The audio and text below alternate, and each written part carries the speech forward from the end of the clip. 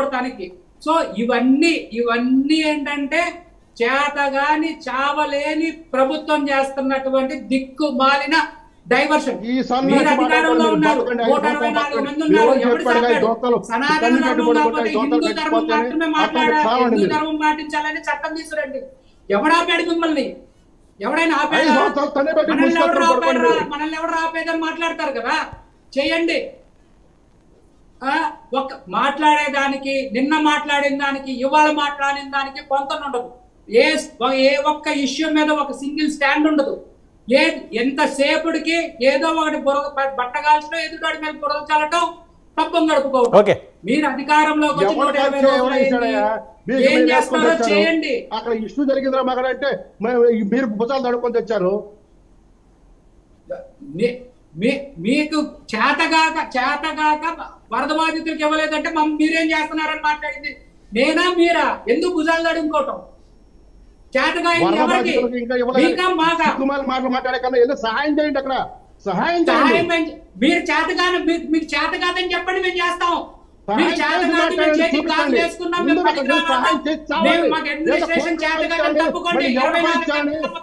ఎవడో పార్టీ తరపున ఇస్తాడని ఈ సన్నాసి మాటలు కాదు.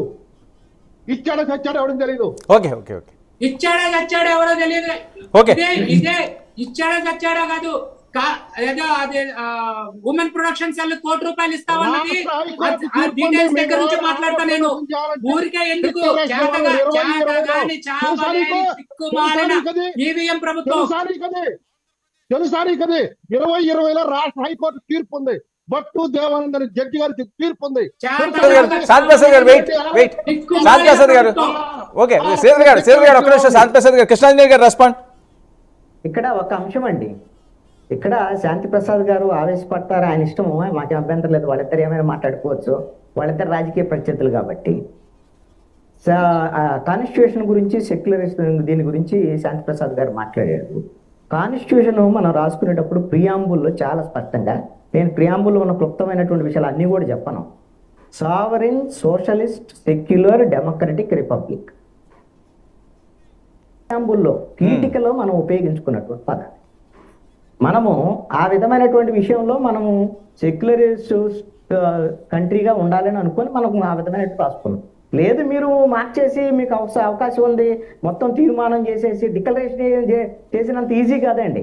భారతదేశ పార్లమెంట్ ఉంది, మన రాజ్యాంగం వద్దు ఏమొద్దు, మనము సనాతన ధర్మాన్ని పాటిద్దామని అంటే ఓకే. ఇందాక సప్తగిరి ప్రసాద్ గారు అడుగుతున్నారు, సనాతన ధర్మం ఎప్పుడు పురాతనమైందని, అప్పుడు ఇప్పుడు ఎందుకుంటే ఏంటి అంటే అప్పుడు ఇంప్లిమెంట్ చేద్దామనే కదా ఇప్పుడు పవన్ కళ్యాణ్ చెప్తుంది. అదే కదా అప్పుడు వెనకెళ్దామని చెప్తున్నాడు ఆయన. ఒక్క నిమిషం ఆగండి,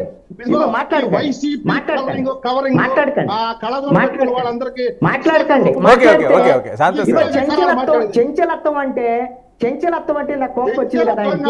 సింపుల్ గా చెప్తానండి, చెంచలత్వం అంటే కోపం వచ్చింది కదా. శాంతిప్రసాద్ గారికి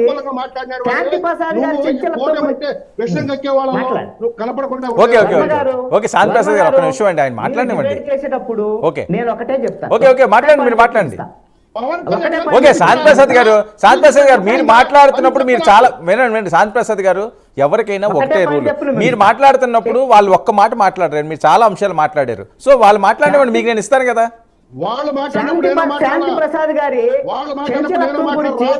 అరే ఒక్క నిమిషం అండి, ఒక్క నిమిషం వినండి. సరే వినండి శాంతిప్రసాద్ గారు, నెక్స్ట్ మీరే రెస్పాండ్ అవుతారు కానీ, నెక్స్ట్ మీరు రెస్పాండ్ అవుతారు కానీ. శాంతిప్రసాద్ గారి చంచలత్వం గురించి ఒకటే పాయింట్ చెప్తా. ఆయన ఏం మాట్లాడాడంటే, ఇది సనాతన ధర్మము అనేటువంటిది పవన్ కళ్యాణ్ పాటించాలని చెప్తూ వీరేశలింగం పంతులు గారు సంస్కరణ ఉద్యమం చేయడానికి ప్రయత్నం చేశాడు. అంటే సనాతన ధర్మానికి వ్యతిరేకంగా ప్రయత్నం చేశాడు వీరేశలింగం పంతులు గారు. మీరు వీరేశలింగం పంతులు గారి యొక్క సంస్కరణ వైపున్నారా లేదా సనాతన ధర్మం వైపున్నారా? రెండిట్లతో చెప్పండి.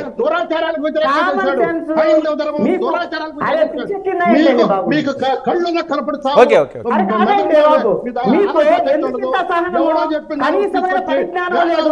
సనాతన ధర్మం ఒక మంచి మాట, సనాతన ధర్మంలో ఉన్నటువంటి ఒక మంచిదేంటి, చెప్పండి, జాతిగా తయారయ్యారు. ఒకటి మంచి చెప్పండి. నేను సమాజానికి 10 రకాల ఓకే, ఓకే. ఇబ్బందులు ఉండి సనాతన ధర్మం వల్ల 10 రకాలు చెప్పా, ఒక్కటి చెప్పలేకపోయారు. వాళ్ళు సాంఘిక దురాచారం ఒకటి చెప్పండి మంచి. గురించి కామన్ సెన్స్ చెప్పారు. లేదు, పరిజ్ఞానం వాళ్ళు లేదు, బ్రాహ్మణ బుర్ర కులంలో లేదు, పుట్టిన బుద్ధి వాళ్ళని లేదు. మీకులాగా ఊరికే- కాదు. ఊరికే మీకులాగా అడిగితే కాదు. అడిగితే సరిపోదండి. మీకులాగా కాదు. అడిగితే సమాజాన్ని చెప్తారు చీల్చే తెలుసా? రకాలు కాదు. అరే, సమాజాన్ని ఓకే, చీల్చే రకాలు వాళ్ళు. ఏ సబ్జెక్ట్ లేకుండా అరిసిగి పెట్టడం వల్ల ప్రయోజనం ఓకే, లేదు. Okay, okay. మీకు మీ దగ్గర సబ్జెక్ట్ ఉంది. మీ దగ్గర నేర్చుకోవాలి మేము. మీరు అరిసిగి పెట్టడం మీ దగ్గర ఏంటి? నేర్చుకోవాలి మేము. Okay, okay, okay. శాంతప్రసాద్ గారు. అనేటువంటి దాని మీద ఓకే. మీ పవన్ కళ్యాణ్ కున్న అవగాహన ఏంది, నీకున్న అవగాహన ఏంది, మీ బుర్ర ఏంది, నీకున్న బుద్ధి ఏంది? అవగాహన ఏంటి? వాటి గురించి నీకున్న చెప్పండి. అవగాహన ఏంటి? అది నీకున్న అది అవగాహన మీకు ఏంటి? లేదు అని ఓకే. చెప్తున్నాడు. నువ్వు బుర్ర మాట్లాడతావు, లేదు, మీరు బుద్ధి పార్టీకి లేదు, పార్టీకి అరవటం తప్ప మీకు ఒక పార్టీకి జ్ఞానం గురించి లేదు. మాట్లాడతావు. ఏమీ లేదు ఆ అనేది పార్టీ కూడా అర్థమవుతుంది. సంకలనం ఓకే, ఓకే, ఓకే. మీ జనసేన పార్టీకి రాసుకున్నటువంటి సిద్ధాంతానికి వ్యతిరేకంగా బుద్ధి లేని సనాతన ధర్మానికి తెచ్చినటువంటి మీరు మీకు ఏమైనా బుద్ధి నాకు అర్థం కాదు. ఊరికే లోడ మాట్లాడటం తప్ప డిబేట్ లో లోడ మాట్లాడి సరిపోయిద్దా?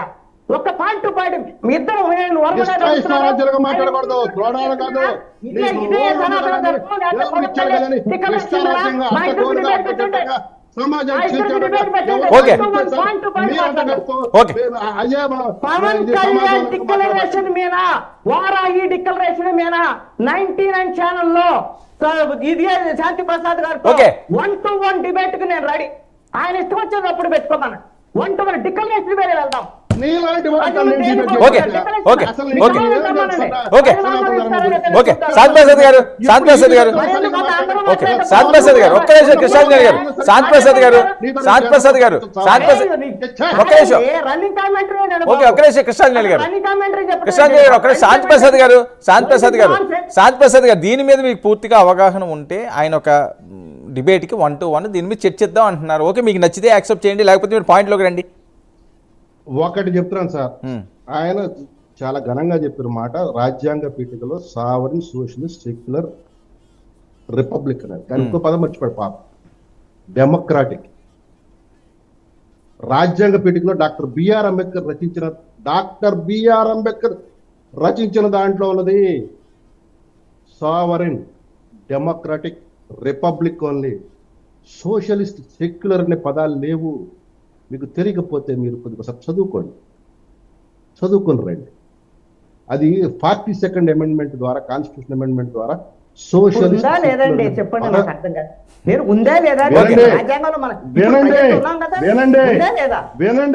మీరు వినలేదు కదా, మీరు మాట్లాడేప్పుడు వినలేదు కదా. మీరు రన్నింగ్ కామెంటరీ చెప్పారు, నాకు తెలుసు, మాకు రన్నింగ్ కామెంటరీ వచ్చు. నువ్వు ఏం చూపిస్తే ఎక్కడేం లేదు. రన్నింగ్ కామెంటరీ మాట్లాడితే మీకు వచ్చు.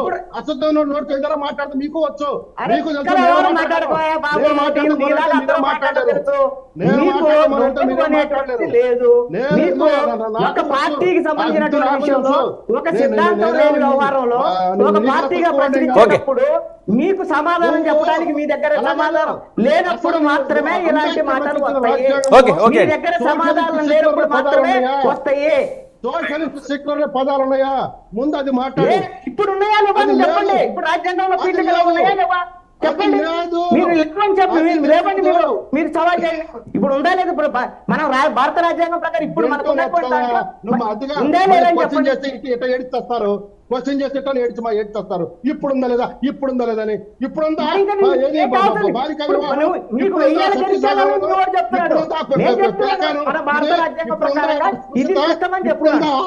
నిషేధాలు దళితులకి ఏం మాట్లాడతావు? ఇందాక నువ్వు మాట్లాడి ఇప్పుడు మాట్లాడతావు. ఇప్పుడుందా ధర్మంలో ఈ ఆచారాలు దురాచారాలు ఉన్నాయా? Okay, okay. అంటే